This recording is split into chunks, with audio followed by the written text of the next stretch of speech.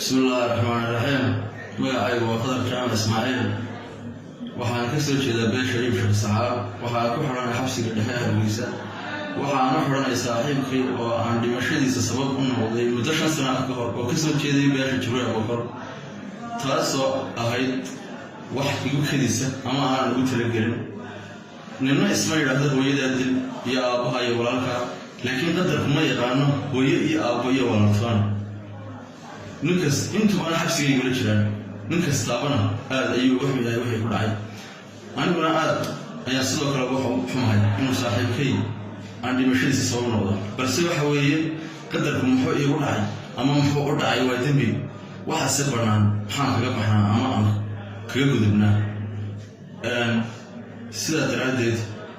waxaan aad uga xumahay inaan dhimashadiisa saaxiibkay sabab noqdo waxaan maanta go'aansaday maadaama fursad u helay inaan codkayga idin soo gaarsiiyo inaan idin waayo sheegto reer Somaliland reer Saxaab gaar ahaan reerkan xidhnaa Jibril haddaan ku horeeyo reerkan xidhnahay waxa weeyaan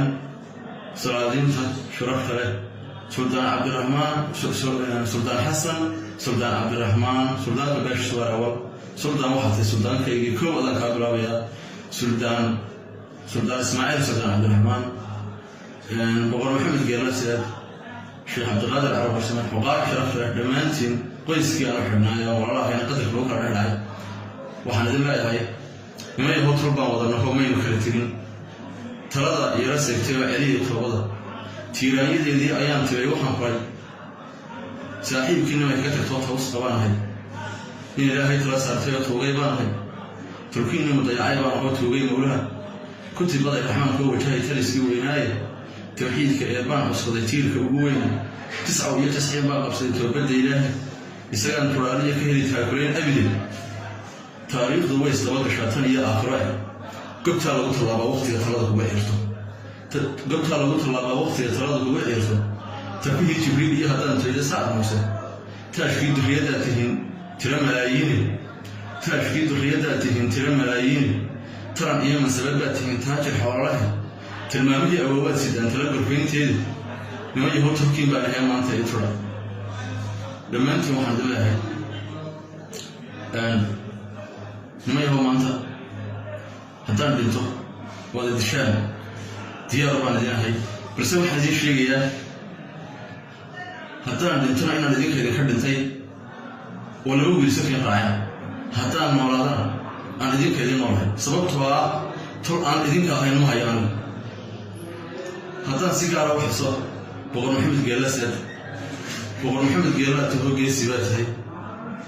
kulmadkaad gashaabaa ilaah ugu gargaaraa kenyada tabaysan cid kale kula fuuleen adiga garaadkii aqoongaada ku ahaa nin guntiga ku haystaan abidkoodin u quudhayn gobonnimada iyo waxa taqaanbiri mageedadeeda gacan qabasho ruux doonaya ugu garowdaay Geerlaseed wuxuu kaaga tagay maanta i garo haddaan u gudbo reerka Saxaab reerka Saxaab in abaal dhigta ugu haboon yahay awlaad oo lagu tabca aayatiin looy in abaal lagu bayaqaan way astaantii anigu ayuu baaniyo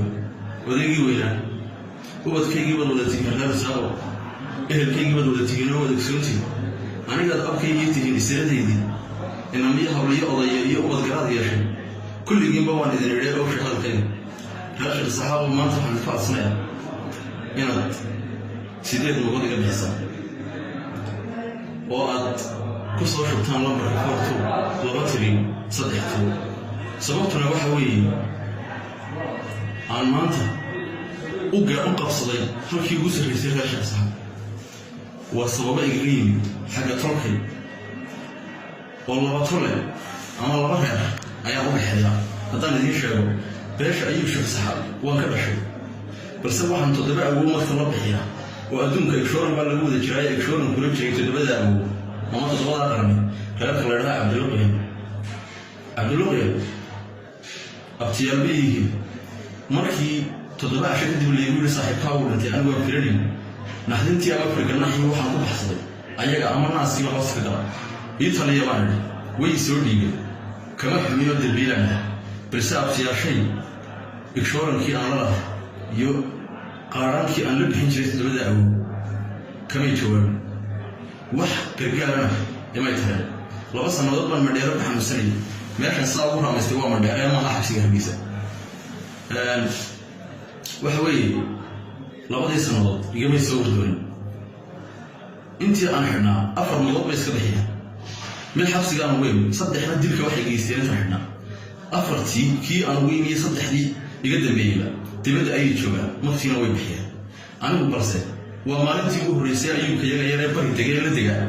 ama dambigan oo kala gabo maantana waxaan noqday nin ayuu sheekh saxaab markaan waa sheegtay ku dhintay heerkii aan waxa la hawo waa soo korkiisa jeediya ayaguna sidoo kale waxay u dhahdeen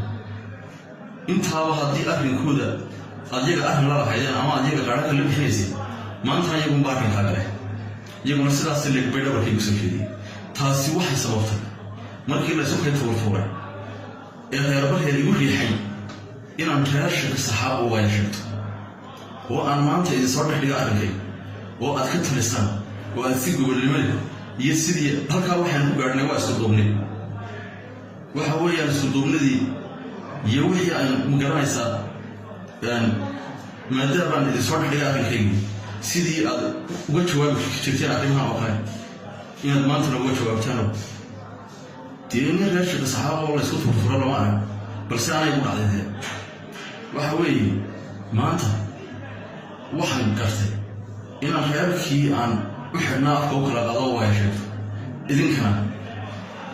dee gargaarkiiga aad gashaan oo reerkan u xidhanahay dee halka iyaga ay soo gaarsiin waa gobgoba dhasha sababtu waxa weeye saddexdii maxkamadood ee la mariyeyba waxaan ka codsaday in saaxiibkay laga daba geeyo la qisaaso balse ayagaa yidhi waa curadkeena iyo ku degdegi mayno halkaa waxaan ku soo gaaray naxariista deeqii arxameenayo ee ii turanayo iyo ilaahay qadartiisa sidaa daraaddeed waxay awoodaan oo kale reerkaan u xidhanay